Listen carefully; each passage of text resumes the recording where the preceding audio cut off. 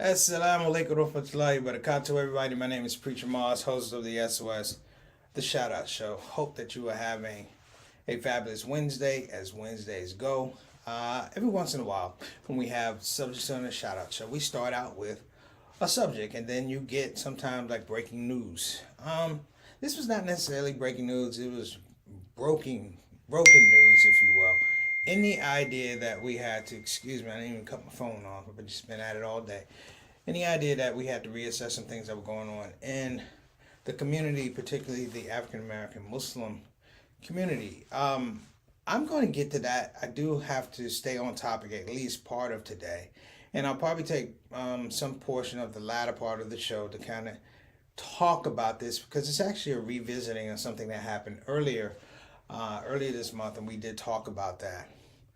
That being said, let me be formally forward thinking about our topic today about Omicron and cancel politics. You've heard the word cancel culture numerous times. We say cancel culture, cancel culture, cancel culture. We do that all the time. But cancel politics is something I'm beginning to see more and more of. Per se, Congressman Mark Meadows stated that if the Republicans were to take back the House in the 2022 midterms, that he's already saying that I'm going to remove certain Democrats from their committee positions. Okay, this happens. This happens, but there's a process when that happens. And when that process happens, we're all aware of it. That's a part of the American democracy that we talked about yesterday. The thing that I'm seeing now is that Omicron and COVID have been metaphors for people behaving badly, or worse, behaving out of their normal comfort zones, if you will. Let me tell you about a comfort zone. When I say behaving out of their comfort zone, it means that people are speaking out of turn, speaking out of pocket in ways and actions and expressions that they have never spoken before. Because sometimes they feel as though they have an emotional lift or they have some type of a verified platform of which to speak and do these things. Cancel politics is interesting because, brothers and sisters, let's be honest. The political process has gotten further and further and further away from us in terms of being active voters. This is one of the benchmarks of whether your vote counts. If a group of people who don't believe or don't agree with you feel as though they can change the expression of your vote. And if they can exchange the expression of the vote, it leads to the fact that they feel like your vote does not have value if it does not complement what they say, think, and believe. Over and over, brothers and sisters, and this is a larger conversation, but I think we're going to get to it. We've been in a spin cycle for the last 2.5 years, probably even before that. That the issues that are forming in front of us have less and less to do with our moral character, less and less to do with our spiritual purity, less and less to do about community good, community awareness, the value of neighbors, if you will, the importance of family. And it's become a situation, a scenario where it's devolved down into these pockets of people. Let me say it again, these pockets of people who, devoid of this particular environment, will have absolutely no value. We will not hear them, we will not see them, we will not acknowledge them, we will not effectively respect them. Over and over and over again, I've also seen the other side of it. I've been a proponent of the science. The science, brothers and sisters. You've heard me say it. We say it in don't get the COVID. Trust the science. Trust the science. Okay, we trust the science, but I'm beginning to hear more and more in a different vein, in a different tonality, that we need to trust the science. But it's saying that we need to trust the science because we don't trust each other. Trust the science because we don't trust God. Trust the science because we don't trust our religious beliefs. Because our religious beliefs are being trampled upon over and over and over again. Sad to say, brothers and sisters, that the religiosity of America has been in a tailspin for about the last 7 years because we find people who are devoid of religious compass, moral awareness, in places of position whereby they can be corrupted. that they can forget everything they believed up to a point 2 to 3 years ago, because all of a sudden it moves from the passion of your religion, your conviction, to power. We are not a weak state unless we are led to believe we are a weak state. And therefore, those who do not fall into this space, somehow, some way, are heretics. They are the outliers who are crazy, possessed, or criminal when they step up to the mic and say, this thing ain't working. Our religion, our religiosity right now is in shambles, brothers and sisters. I find pockets where people rely more on themselves and don't have the conversation about God.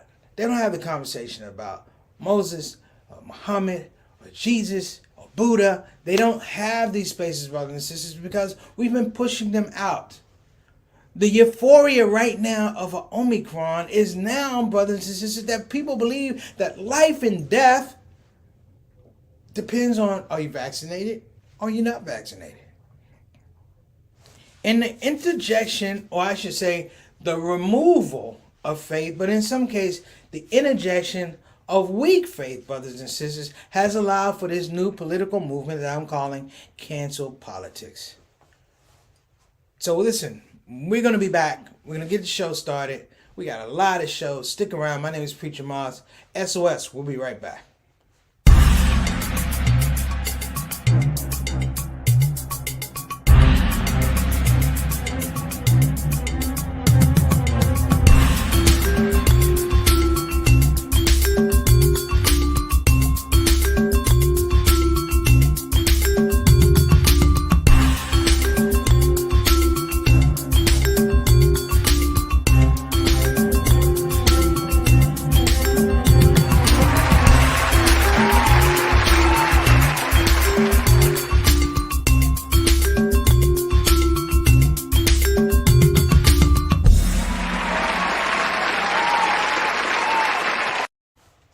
All right, brothers and sisters. So I'm getting inspired from Marvin Gaye's cover art from What's Going On album.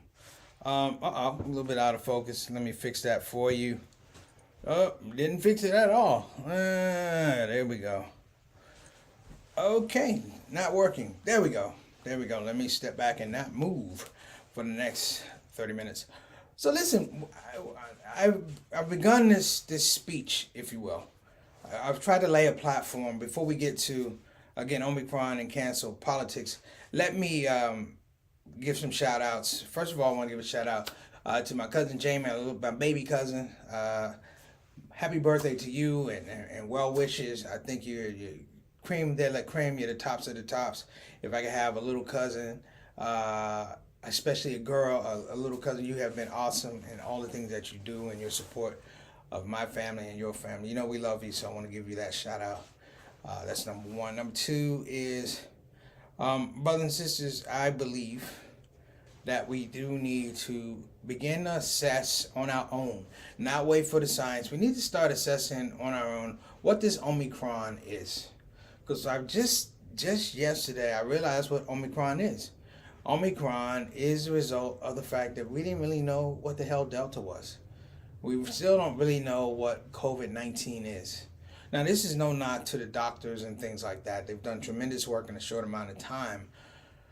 But we have to say that even the vaccines that we're taking, the vaccinations, all this stuff, you know, it was a rush to market because you had people who were losing lives. I'm not going to condemn that process. I do believe that the vaccines, in their own way, for a lot of people, save people's lives, save people's health and their welfare. And then on the other side, some people did not take the vaccine. That's your choice. That's not what I'm talking about. I'm talking about a culture now that has been pushed upon us, if you will, with the help of social media and a constant state of chaos that we're in. We've stopped asking questions. Now, before I get into this, let me go ahead and invite the most important part of the show, the vital part of the show, which is the Shout Out Show family, my Shout Out Show soldiers. They are here every day. If this is your first time coming on the show, you're about to be introduced to a special group of people. I call them the Shout Out Show family. Satan, let's go ahead and get them up. Yeah. Mary Moss, that's right, my mom, Mama San, she says, greeting to SOS family. She, of course, is, I like to say SOS royalty. Thank you so much, Mom, for coming on the show. And she's early. Let's give it up for that. All right. Next up, we got Sister Ree, a mainstay of the Shout Out Show. She is the craft services director and the dietitian for the SOS. Thank you so much for joining us today, Ree. I do owe you a call today, and I will handle that business as we have stated we're going to do. Thank you so much. A shout out to Brother Derek. He's out in California now doing his thing, putting in that work. And shout out to Brother Juwan, who's actually a frontline worker. We want to make sure we send some prayers out his way. Next up, I'd say, that's right. Happy birthday, cousin. That's right. Happy birthday. I won't say how old she is because she'd probably come and punch me in my throat, but she old. All right, next up. What's going on, all tough? Wa alaikum assalam rahmatullahi barakatuh, beloved. How are you feeling, man? The United States and Canada, we can't even go across the border anymore, but Omicron has us jumping and jiving. That's what I say, jumping and jiving. But some things don't change. Mr. 6 o'clock, straight up, straight down here on the SOS. Always, brother, Mr. Dependable. He is the Canadian ambassador to the show. Make sure the quality of the show is good on this side of the border and that side of the border. Again, brother, wa alaikum assalam rahmatullahi wa barakatuh. Thank you, brother.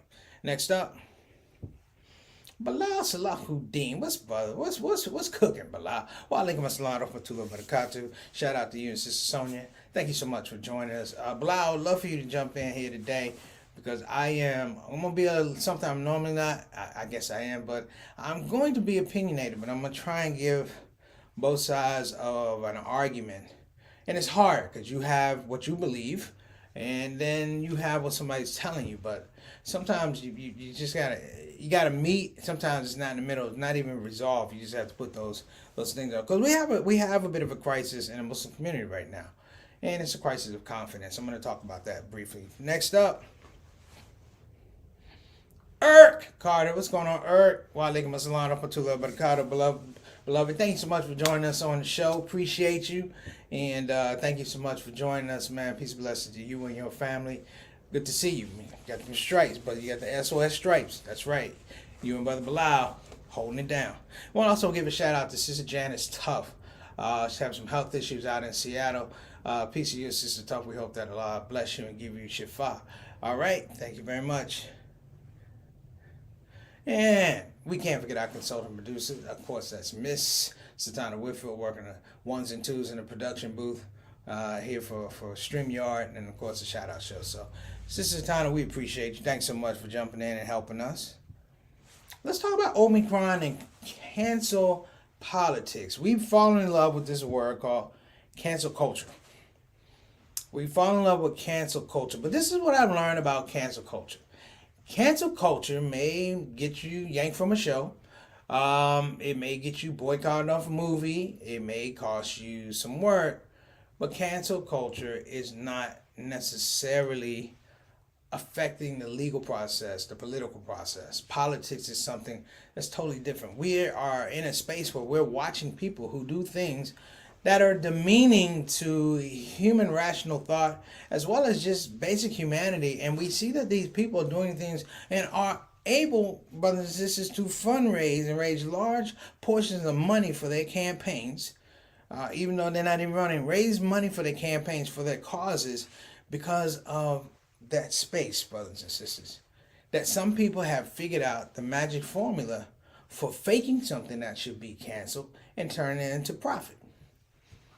Omicron is facing or framing up, if you will, to be probably one of the larger things about the 2020 midterm elections. Let me tell you why. Number one, while we're expected to peak here in a couple weeks with Omicron, there's still a space that the long-term ramifications of Omicron, which will be some work stoppages, which will be some school closings, which will be the shuttering of some businesses. That, brothers and sisters, is the larger story of something that's supposed to be mild.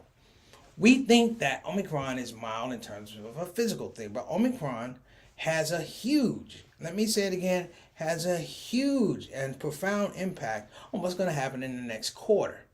We're not necessarily talking about that. Everybody knows that we had quarters that we've been trying to catch up on. I've told everybody here numerous times, the Fed is not going to give us any money. There's no more stimulus coming. Make sure you check your finances. I did that for a particular reason.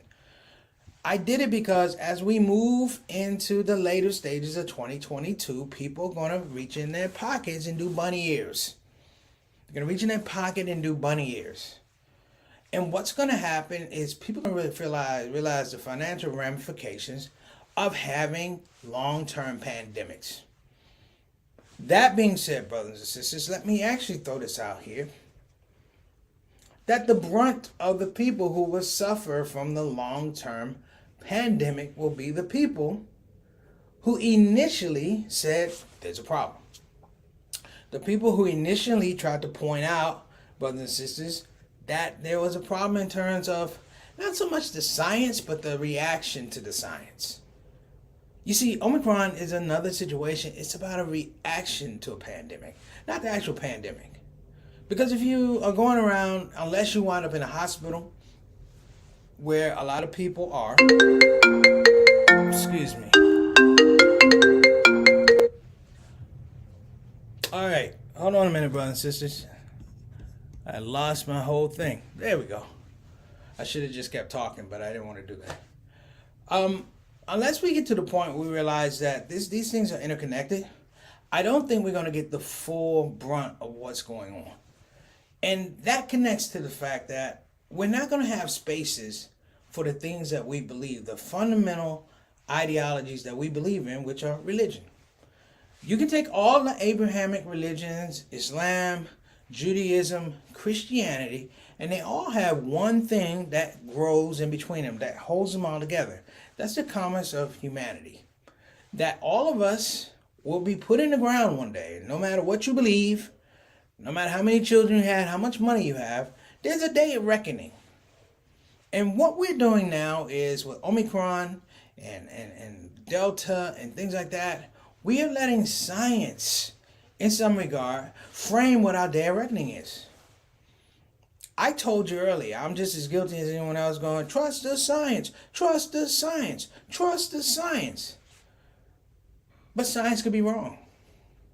Only thing that's correct in this world is death.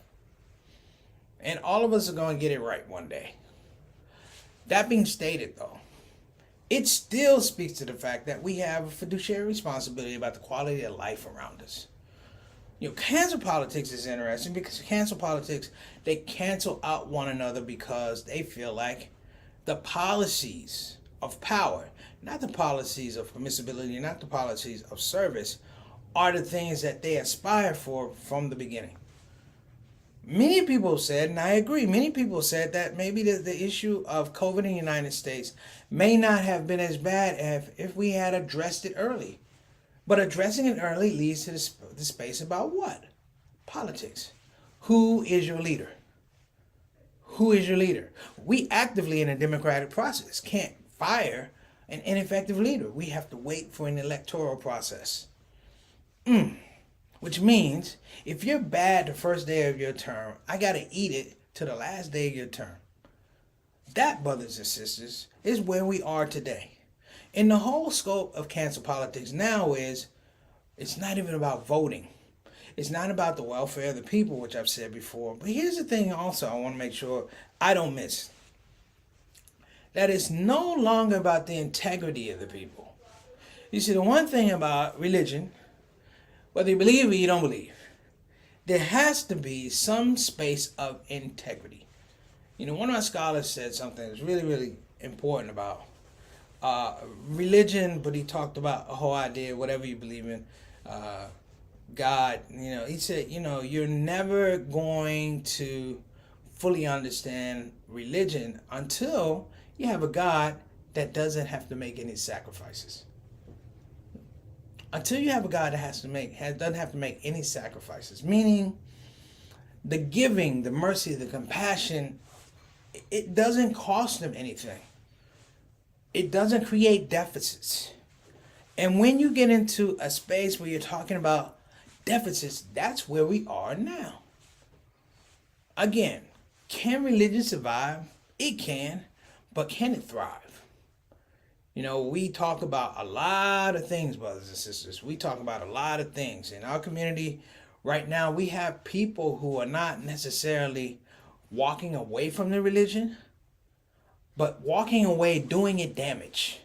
Or in some cases, metaphorically walking away doing the damage and staying in a place, in a position where they can continue to do damage.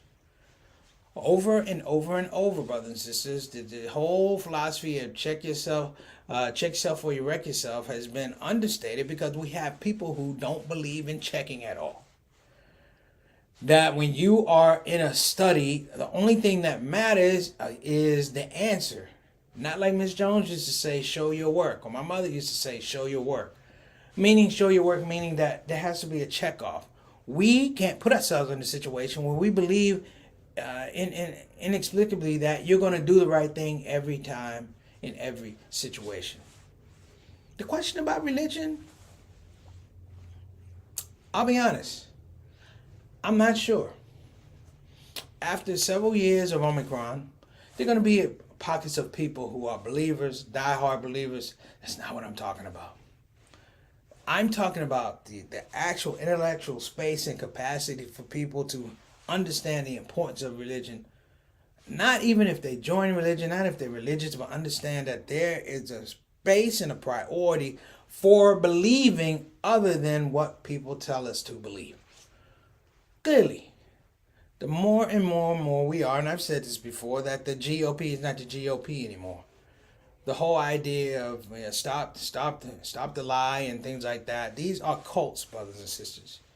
And when you get into spaces where cults interject, then just like with anything else, there's the fear of contagion. That when you bring these things together, just like Omicron, they had a report about Omicron today that said one of the problems of Omicron is it spread so fast, it might run out of people to infect. And some people literally think that means what? That it's going to go away. No. It means, brothers and sisters, that the level of infection is going to have stages. And as I talk about this, the level of infections, I'm talking about the case for cancel politics. Because we have an infection in our politics that moves us away from domestic issues, that moves us away from care issues, female issues, immigration, the poor, the hungry, anything that has to do with work that requires you to look at your own situation and give. Whether it's monetarily, physically, spiritually, the idea now that, I haven't heard, you hear these things and people put their hand over their heart. I haven't heard the sincerity of one nation under God. I haven't heard that in a while. The whole idea of one nation under God, it's, of course, it's a phrase now because you have so many people that just don't believe in God. We are at a point now, brothers and sisters, that probably goes back, the last time I heard about this is probably reading it. You're probably looking at a period maybe that we were in during the Vietnam War or the Civil War. The Civil War was interesting because you had two groups that diametrically opposed to one another that felt like they were doing God's work. And one group that felt like the North was doing God's work, the South was doing God's work. And the thing was, when one group lost, guess what they did? They stopped believing in God. Ironically, that was the introduction of Oriental religions and foreign religions. But hear what I'm saying, though. Does it sound familiar? We just had an election of people who were literally diametrically opposed to one another. They say, don't stop the steal. One group says it was a bona fide election, but what you're really hearing, brothers and sisters, is one group saying, I am divinely inspired to do this. You have people saying they're doing God's work. Totally bereft of the fact that they don't practice any religion. That in their hearts, they feel like the spiritual mantle that they're carrying usurps everything that they're seeing and everything that they're hearing, everything that they're reading. People don't count. And so with cancel politics, we now have this thing where in these small pockets of Congress and the Senate, we have people who have now taken on divine missions, if you will. They've taken on divine missions, if you will, to start believing that all of a sudden these things are important. Now, I'm going to get to one thing here, and I hope you guys don't mind. We have a situation in the Muslim community. I'm going to put this out a couple weeks ago. I can't remember. I spoke about a guy called a Muslim snitch. His name was Brother Iqbal, Roman Iqbal. That was his name. He was the executive director of CARE, Ohio, in Columbus.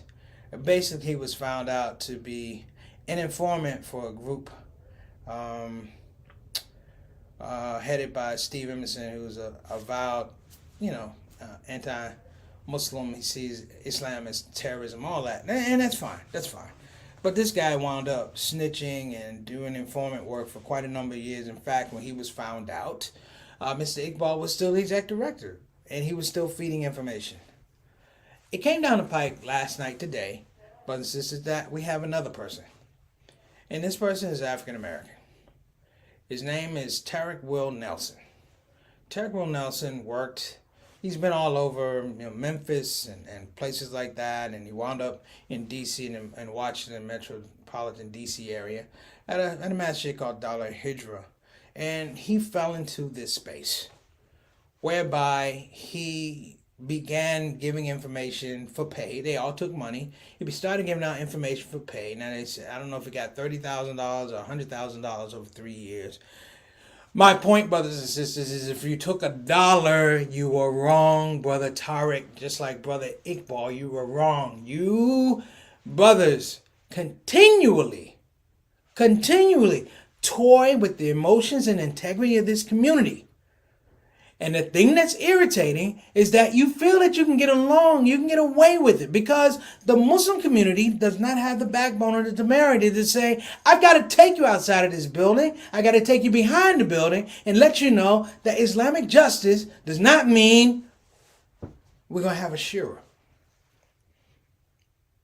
It does not mean you don't have consequences. I have a good friend of mine, his name is Umar Ali. He wrote a very compelling argument about Brother Tariq and what he went through. And yes, he was disenfranchised in a lot of ways. He dealt with a lot of microaggression and anti-black Muslim feelings and stuff like that. And I get it. But Brother Tariq, you misplaced the trust of the community. The minute you took $1 from these people and you tried to frame it like you were running a hustle on them, you weren't running a hustle. Because if you were running a hustle, you'd have told somebody, I'm running a hustle. You would have let somebody know that there's a problem, that there's an issue. Hey, listen, this dude tried to lay this money on me. He sent me a check for $3,000. I know he's not right. How do we handle it? What is our response? Your response cannot be that you cash the checks. Your response cannot be that you're found out or you fear being found out or outed because you took the money from the same person that Roman Iqbal took the money from. And the person at that anti-Muslim organization was about to drop the dime on you. That you went to another person and said, hey, this is what I did. Muslim community, I love us, but stop being so damn gullible.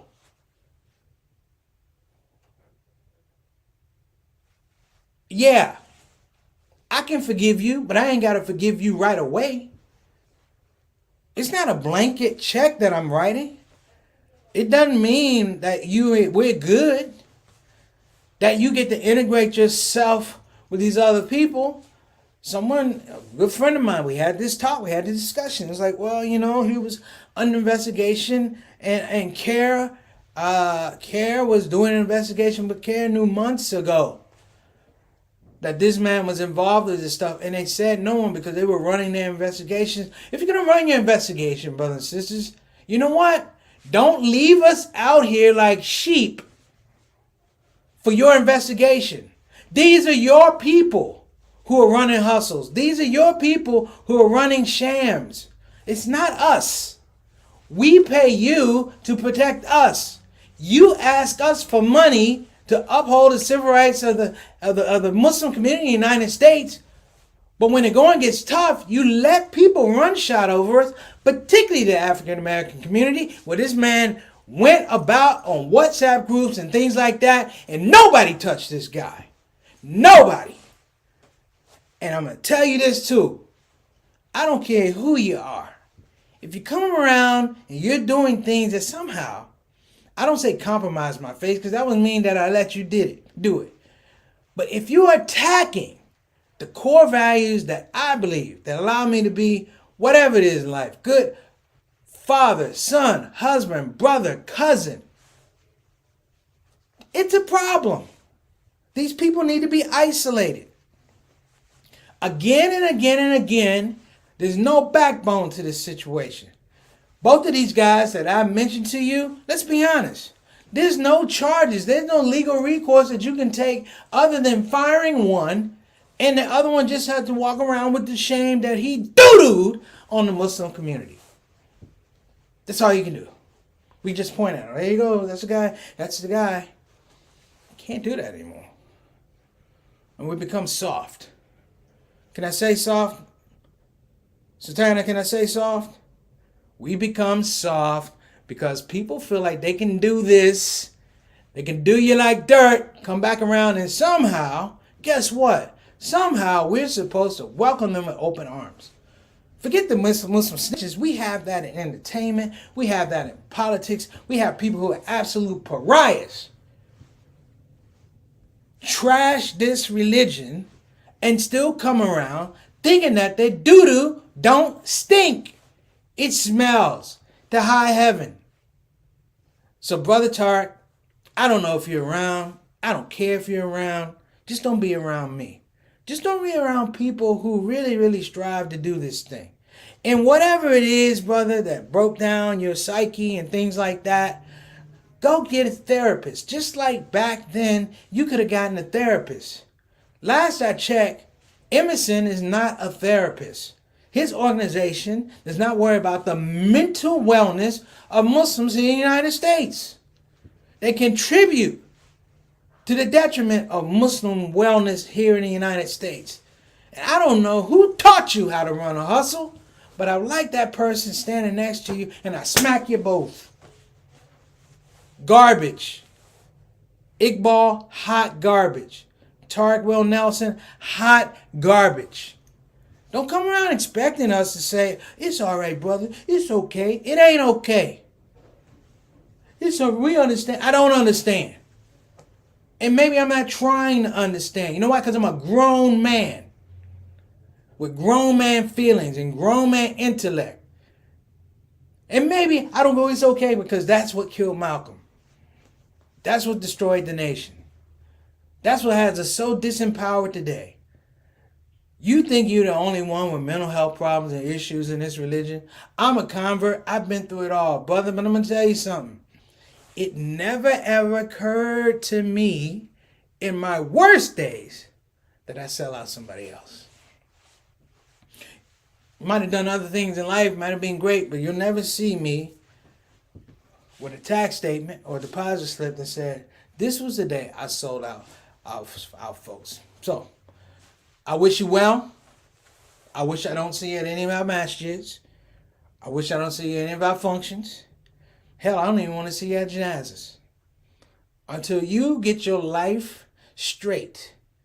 And getting your life straight doesn't necessarily mean that we want to see you then. I'm not speaking for everybody, but I'm speaking for all the emotions I have within myself. And every argument that I heard about you, and every argument that I read about you, you're not a sympathetic character, brother. You are not. And please stay off the BAM WhatsApp group. Satana, let's wrap up. We want to make sure that we give a shout out. Oh, Sister Ika, how you doing? Wa alaikum assalam rahmatullahi wa barakatuh. Sorry I was on the bench. Hope you and your family are doing well. Hope your daughter Nadifa is on the mend. Keep it up. Thank you so much for joining us. And Brother Fatim, what's going on? Well, alaikum assalam rahmatullahi wa barakatuh. My main man. Imam, I hope you don't mind. You know, we make dua for you and your family. You know, I always got love for you and your family, man. Thank you so much for popping on. And I'm sorry you had to hear that rant. This is probably not the best day to pop on, but, you know, it is what it is. You know where we come from. I have to say that a lot of times. I know I'm Muslim, but you know where we come from. And it's just some things that just need to be said. I owe you a call, too. I know I'm supposed to check in on you. I'm checking on you when I get off the show, inshallah. Okay, let's wrap up. I want to give a shout out to BeFinanciallyIndependent.com. Again, that's BeFinanciallyIndependent.com. Make sure you give them a call at 202-508-3780. Again, that's, I'm sorry, wait a minute. I got that. Okay, 202-508-3780. Give them a call. Check out the website. If you are interested, check this out. If you're interested in quality Islamic education at the graduate level, please look no further than Bayan Islamic Graduate School in Claremont, California, with programs in Islamic leadership, Islamic studies, Islamic education. They have a Master's of Divinity program with a focus in Muslim chaplaincy. Imam Fatin is my main man. He's actually my classmate, one of my alums. Thank you for checking in again. As well, brothers and sisters, you know we've been talking about it. We got to make dua for me. Big meeting on Friday, inshallah. We're going to be talking about ushub.com. Again, that's ushub.com, the new streaming services. Basically putting out some of the best content in terms of Muslim creativity, Muslim directors, Muslim creatives. I believe this is the thing you've been looking for. I know people going, is this like a Muslim Netflix? Is this like a Muslim? No, it's not a Muslim Hulu either. Brothers and sisters, I think this group may have the actual formula for being able to put out a platform that's comparable to those without selling out its core values, building on the things that we have. The gamble on UsHub is, do we as a community really value how valuable we are? Do we really know how much credibility we have? Do we know how much the world outside of Muslims really look at us and appreciate the art, appreciate the business? Okay. And last but not least, we're going to give a shout out to our frontline brothers and sisters at Convenient Urgent Care. Again, that's Convenient Urgent Care. Go to www.convenienturgent.com. Again, that's www.convenienturgent.com. Shout out to my main man, Ijaz Saeed, who's running and holding it down. Shout out to the workers. They have 3 locations throughout the city of Houston, Pasadena, Cypress, and Houston on Parker Road. So, brothers and sisters, that's our show for today. Appreciate you hanging in with your brother.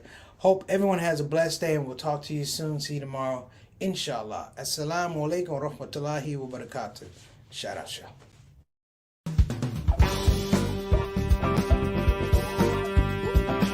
Hey, baby. Welcome to Radio WCUC, Convenient Urgent Care, home of the smart patient. This is DJ What It Do. You know what time it is. It's the top of the hour, and the request lines are open. You know what you want to hear. I know what you want to hear. Operators are waiting. I just got to hear, don't get the COVID.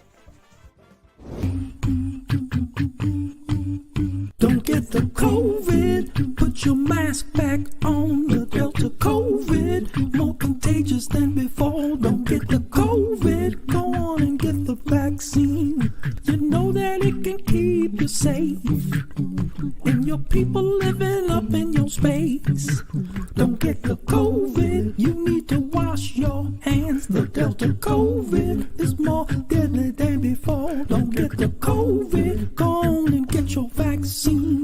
You know that it can keep you from dying. Don't leave your family all alone and crying. Don't get the COVID. We invite you to join our fight against COVID and against misinformation. It's time to listen to the doctors and trust the science. When I think of people dying that don't have to die, it makes me sad. Now's the time to be sober. Together we can make this thing over. Let's fight the COVID.